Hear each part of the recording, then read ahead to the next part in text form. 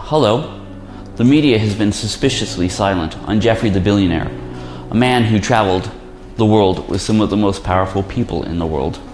There was more reporting on this troubling case in Germany, Russia, and Japan than in the United States. One must ask himself why.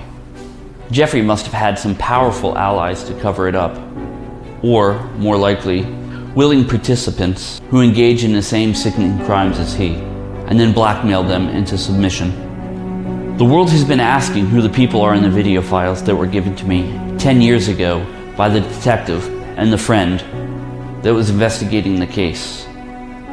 When given to me, I never looked at them, as they were to be held for safekeeping. And until the Times of London came out with their story in September, I never gave the files a second thought. To me, they were just a blob of zeros and ones residing on my hard drive, taking up space. As many of you know, the feds seized my computers in 2016, taking a trove of files with them. From 2016 to 2019, the feds had ample time to examine those files, determining the contents, and I'm most certain that they did. In 2019, the feds discovered that I had a backup of the data that was sent to me here in Russia. They alerted the British intelligence, who then leaked to the Times of London that MI5 was worried that I gave the Russian government compromat, or compromising material, on Prince Andrew. Reading this in the Times was a shock to me. But more so, it was confirmation that the FBI knows who is involved. The FBI is notorious for keeping information secret unless there's an absolute need to share it with a foreign intelligence agency like MI5. And so the only possible way for MI5 to understand that I possessed these videos was for the FBI to contact them and tell them. Why would they contact MI5? Because the FBI knew that a powerful British national had the ability to be compromised. It is clear that the top echelon of the FBI, who has all these files, was more concerned with the safeguarding of the identity of the criminals that commit the crimes against children than arresting the criminals themselves. When the Times of London broke the story in late 2019, I was sitting with journalist Ron Chesepiak, who is in Moscow on another project. As he sat in my living area, he asked me if I had the drive. I went to the closet and came back with the drive and put it in his hands. He asked me what it was, and I told him it was the files of the billionaire. He recoiled, knowing that the contents were a death sentence to anyone possessing them. I set the drive on my computer, and we went about our business.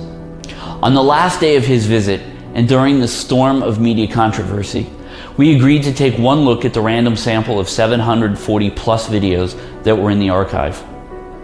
We decrypted the disk and selected 7 files at random. All 7 video files were videos taken by cameras strategically placed in various areas of a residential home, not in a commercial setting.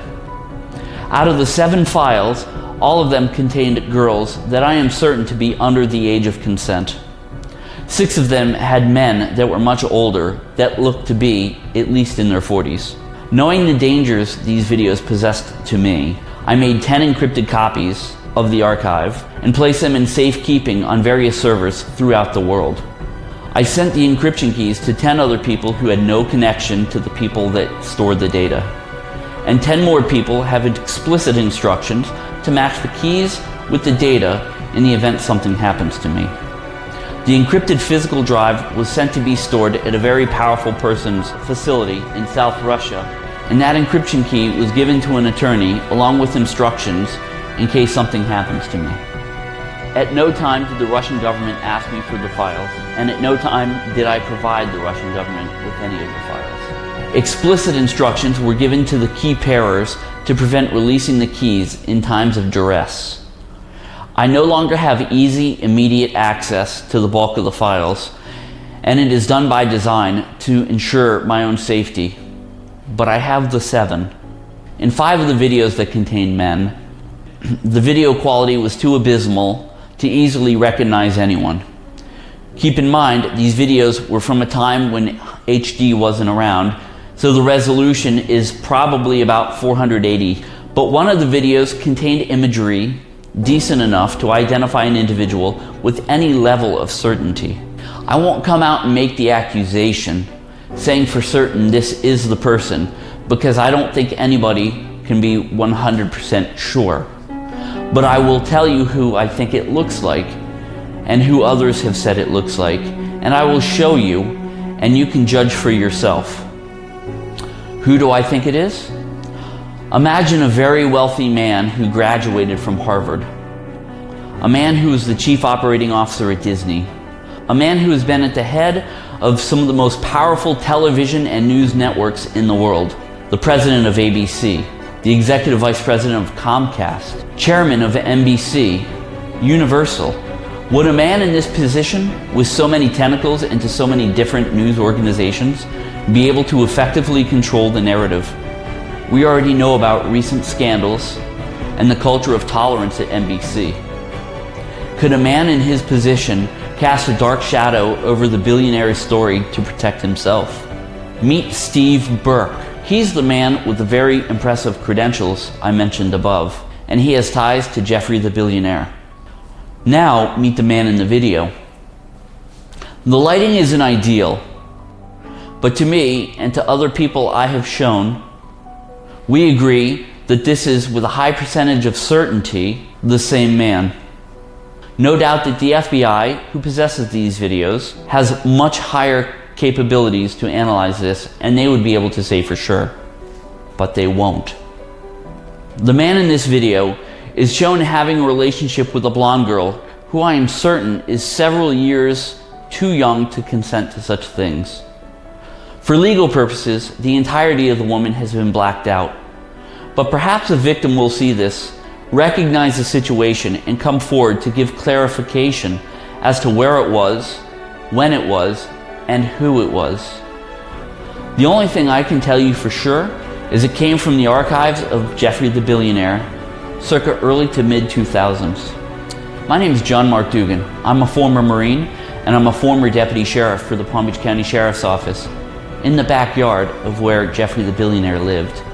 Due to this video service flagging videos, I won't mention his name, but the detective investigating this case was a colleague and a friend. I have been instrumental in Palm Beach County since 2010 in exposing the crimes of bad deputies. I gave voice to the good deputies in my department and was investigated by my former department for 6 long years until my home was raided by the FBI and I escaped the country in a wig, fleeing to Moscow, Russia, where I sought political asylum. I still fear for my safety. I fear for my family's safety, which is why I cannot release any additional information. But the FBI needs to look at this carefully and closely, and people need to demand accountability by the FBI because they know who is in these videos.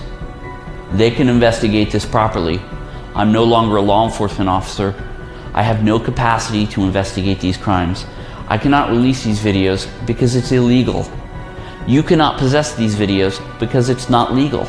There's no easy way to go about this. The only people that can make this right are the law enforcement officials who have these videos, and that would be the FBI. Except they won't. They are covering for some of the most powerful people in America. You need to demand accountability. You need to demand transparency, and you need to demand that they do their jobs. John Mark Dugan from Moscow, Russia. If you're not a subscriber of my channel, make sure you subscribe.